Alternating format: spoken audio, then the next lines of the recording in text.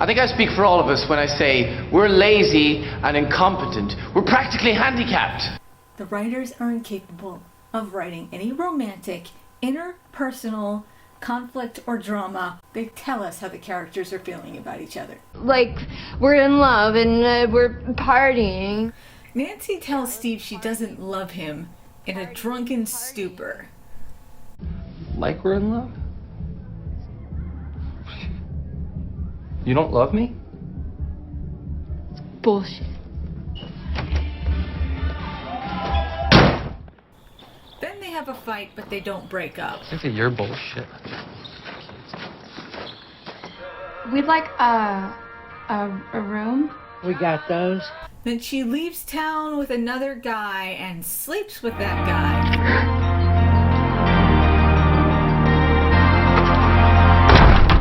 It's okay, Nancy. Really? It's okay? Why? Because that's an honest, truthful reaction to your girlfriend telling you she doesn't love you in a really mean way, sleeping with another guy before she actually breaks up with you? That's an honest, truthful reaction? Or is this what the writers need because it's the last episode of the season and we gotta tie this up?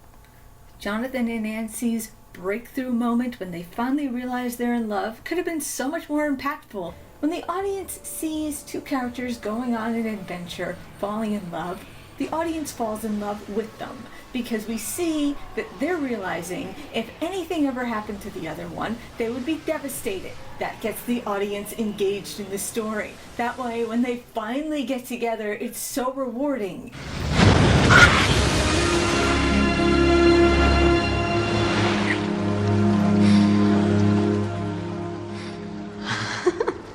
When Jonathan and Nancy finally get together, it's not because they're on an adventure and something happens that is really, really traumatic, or something happens that is really impactful and it brings them together. No, that doesn't happen. Nobody goes on an adventure in Stranger Things 2. They have to have this middle-aged man talk them into getting together. So, how'd I do? My goodness.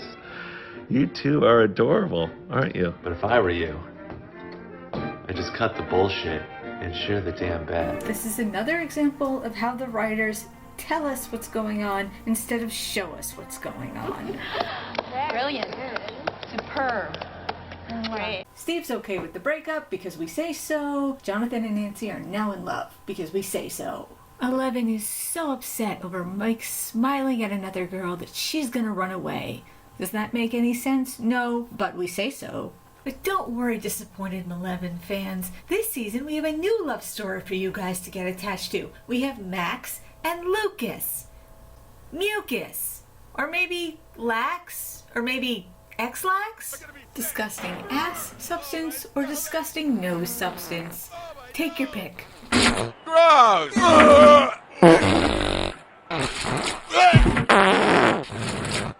We have no point of attachment with this character. She shows up at the school and she's really bitchy. Hi, Max. I'm Dustin, and this is Lucas. Yeah, I know. The stalkers. She seems to be resentful of the fact that these boys are paying attention to her. When you're at a new school and you don't know anybody, you should be kind of grateful that somebody's paying attention to you. But no, not Max. She's just kind of bitchy about that. Party's a democracy, and the majority voted you could come. I didn't realize it was such an honor to go trick-or-treating with you. We never get a chance to get to know anything about this girl or her stepbrother Billy. Nothing about this family is explored or explained. Holy shit! You should have seen the look on your faces. She hangs out with them once in Halloween and then she desperately wants into their friend group. That's all we know about her. Give her something more. Let us know something about her so we can get an attachment to her. Does she want to go back to California to be with her dad? Does she love her dad, or does she resent him because her parents are divorced? It's clear that she hates her stepbrother, but what does she want? Does she want Billy to get arrested? Is she counting down the days until he graduates high school and moves out?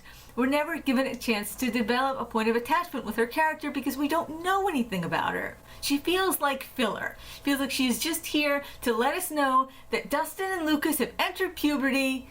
She could have been a magazine centerfold. She had no character. She has nothing to offer the group. I'm going to compare her to Bob. Bob is a great new character.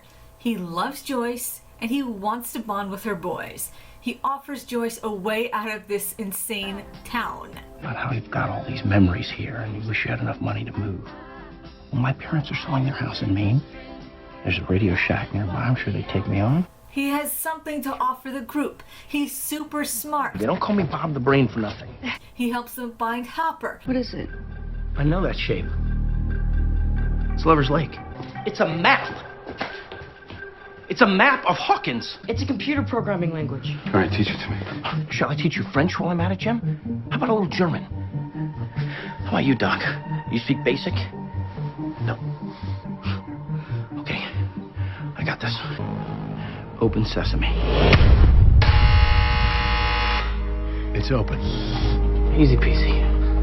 Son of a bitch did it. He was such an amazing guy, and he had so much to offer Joyce and the boys that I actually found myself rooting for him and Joyce to be together. Because Hopper is emotionally constipated, and Bob is super loving and supportive. And when Bob died, this was my reaction.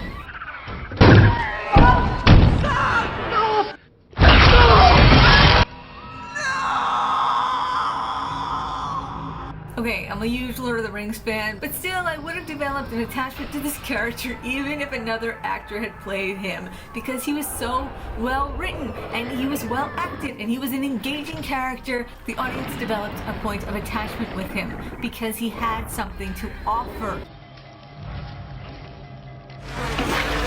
What did he eat when they can't get Hobbit? What does Max have to offer the group? What can she do? Roll a barrel? Move scrap metal around?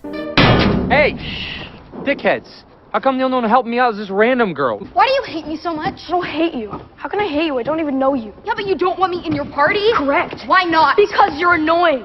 Also, we don't need another party member. I'm our paladin, Will's our cleric, Dustin's our bard, Lucas is our ranger, and Elle's our mage. Give her some skill or talent or ability that aids the group somehow.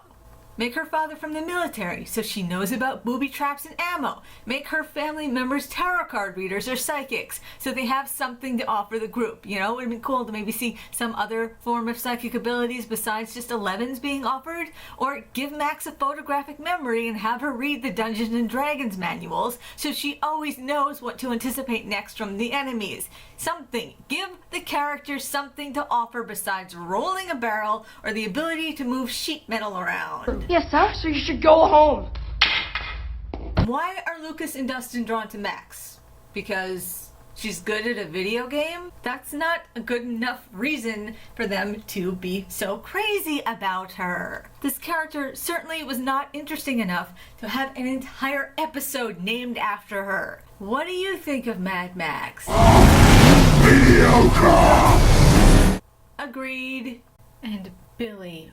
Oh my god, what a useless character this was. Matt Duffer quote, Stephen King always has really great human villains. The evil in the real world is often as bad or worse than the supernatural evil. So we wanted to introduce a character like that. Let's compare Billy to a character from a Stephen King novel. Let's compare him to Henry Bowers. Henry Bowers is a sociopath. He carves his name into Ben Hanscom's stomach. Henry, please.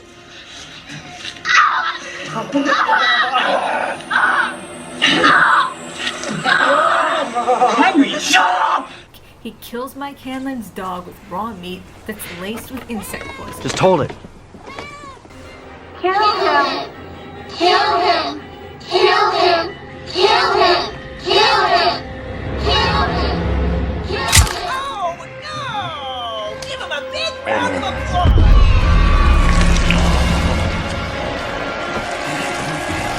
Well done, Henry.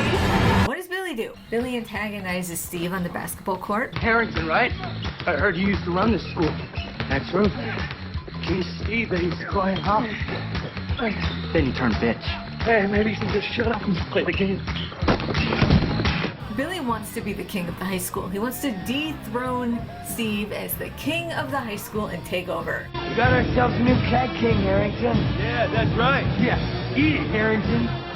He gets really drunk at a party and acts obnoxious. He drives fast because he's a reckless teenager. Billy demonstrates 0 traits of a sociopath or a psychopath. What does he seem like? A reckless, stupid, annoying teenager. That is all he is. Whenever any sort of tension is needed in a scene, just inject Billy and have him do something. This scene needs a racist. Oh, Lucas? So he has a name now, huh? It's a small town, okay? We weren't hanging out. Well, you know what happens when you lie. This scene needs a reckless teenage driver. This scene needs a horny young guy for comedic reasons. Hi. Anytime tension is needed, just add Billy. His actions make no sense. He hates his stepsister. Hates her. Oh, your sister coming or what? Screw it. A little shit can skate home. And don't call her that. What? Sister. She's not my sister. Anyone who has a sibling or a step-sibling who annoys the hell out of them, they generally tend to avoid those people. Billy should be avoiding Max as much as possible if he doesn't like her. That would be the logical, rational thing to do for a teenage boy who can't stand his stepsister. What would I ever do without Hey! This is serious shit, okay? I'm older than you, and something you learn is that there's certain type of people in this world that you stay away from. And that kid, Max, that kid is one of them. But we need to have him be really annoying in every single scene. So what are we going to have him do? We're going to have him try to control every aspect of her life, even though he doesn't give a shit about her and can't stand her. How does that make sense? See, if Billy was a psychopath or a sociopath, Max standing up to him this way would not help.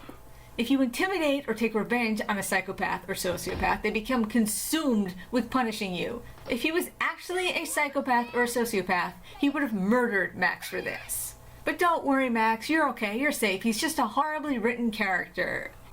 And sex for a psychopath or a sociopath is usually about manipulation. See, they're usually motivated by power. It's a means to an end. It's usually about control or manipulation or abuse. The type of sexual partner a teenage boy who is a psychopath or a sociopath is going to look for, the type of partner he's going to want is going to be a young, naive, easy to manipulate, young, vulnerable girl. Who is he less likely to go after? Oh, I don't know, an older woman who's experienced and more worldly and more mature and less easy to manipulate, and who is going to be able to see through his manipulation tactics. That is the least likely partner a psychopath or sociopath is going to choose. Maybe if all the female fans just keep staring at Billy's ass, they won't realize how badly written this character is. I'm staring at his ass. It's not working. So what happened, Duffers? Why couldn't you properly research this character? You see, there's this place called a library where you can do research. You could have gone into your local library and taken out a book on psychology and done some research on the behavioral patterns of a psychopath or a sociopath before you sat down to write this character. But oh, maybe you couldn't do that? What happened? What, did you have a one-night stand with your local librarian? And You have a lot of nerve showing up here. What? You could have at least called, said, Marissa, hey, it's not going to work out. Sorry I wasted your time. I'm a dick. now it's really awkward and you can't go in there? Yep. There are websites available to help you do research into the mind and the psychology of a psychopath or a sociopath. I researched many of them before I did this review. Billy is an epic fucking failure of a character. I know who you are. You're the goddamn devil! You'll go back in the lab? One phone call, I can make that happen. What is your problem?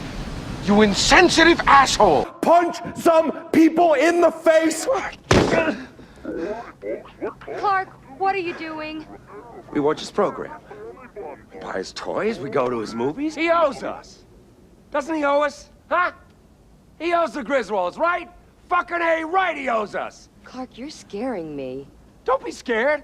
I just think somebody owes us an explanation, that's all.